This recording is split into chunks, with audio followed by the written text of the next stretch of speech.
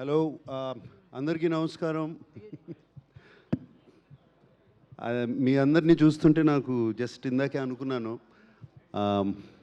My beginning of my career కరెక్ట్గా 6 ఉండేవారు అంతే ముందు, అండ్ ఓన్లీ 1 ఫోటోగ్రాఫర్.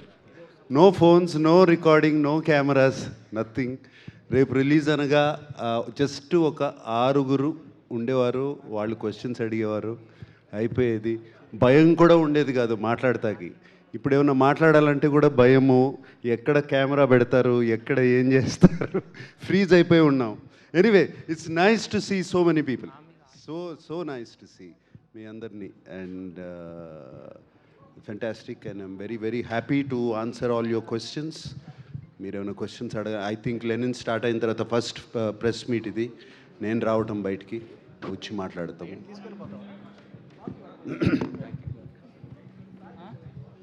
ఇంకొకటి I have to talk about మన నందు. నాకు కథ చెప్పినప్పుడు నేను ఇది మొన్న స్టేజ్ మీద కూడా చెప్పాను. సార్, ఇది శ్రీరామపురంలో జరిగే కథ అన్నాడు.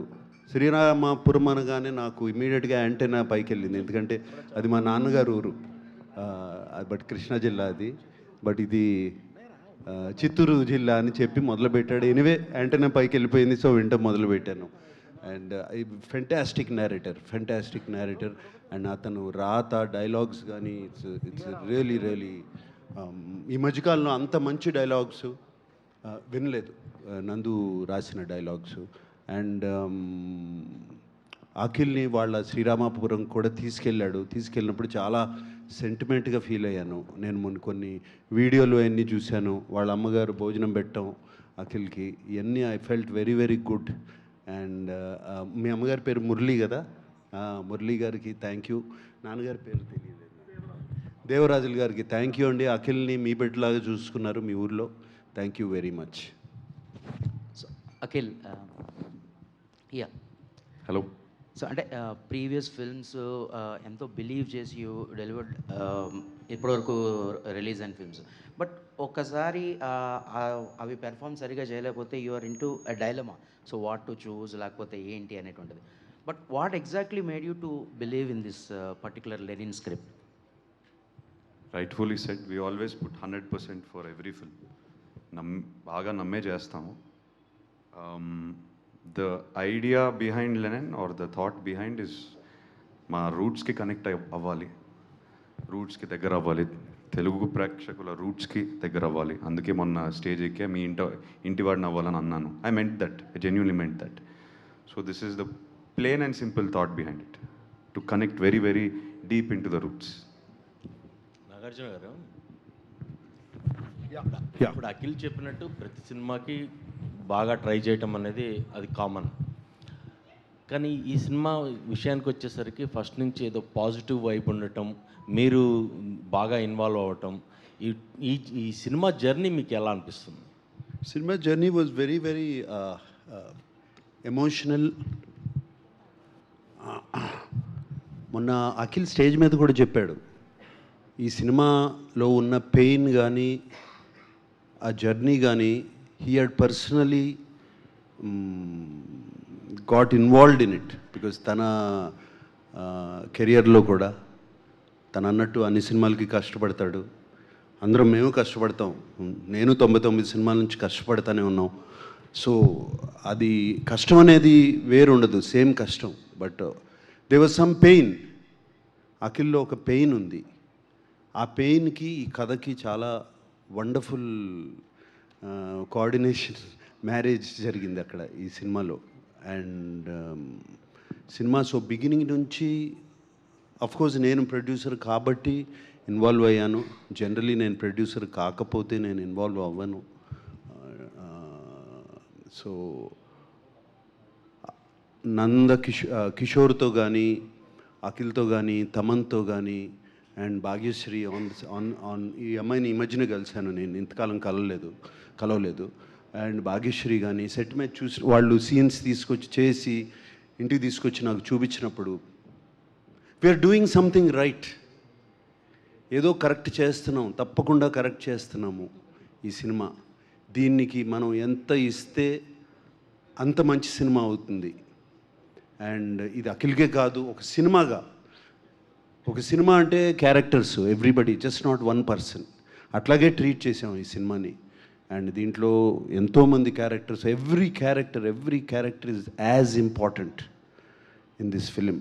దెన్ ఇక్కడున్న యాక్టర్స్లో భాగ్యశ్రీ కానీ, Bhagyashree is the heartbeat, she is the soul of Lennon.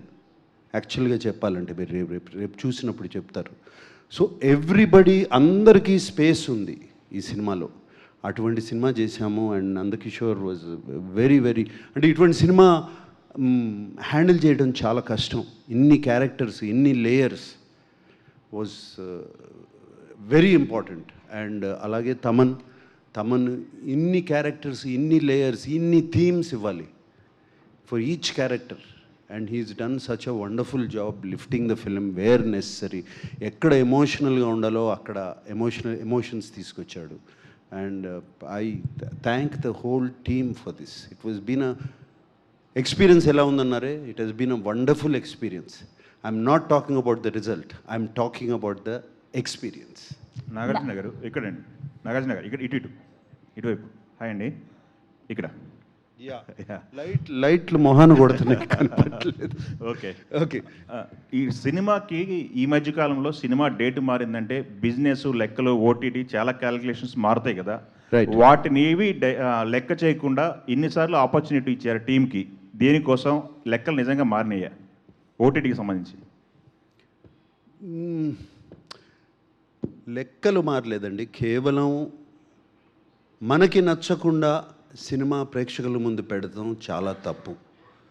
ఇది ఫస్ట్ మనకు నచ్చాలి, మేము తీసిన సినిమా మాకు నచ్చాలి. ఇది ఏ ఓటీటీ కోసమో ఎవరి కోసమో సినిమా ముందు పెట్టకూడదు.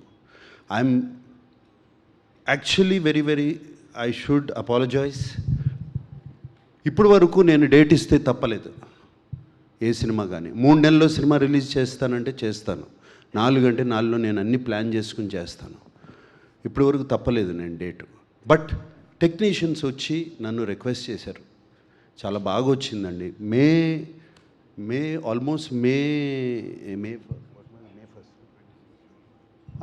ఆల్మోస్ట్ 26 జూన్కి సినిమా రెడీ అయిపోయింది.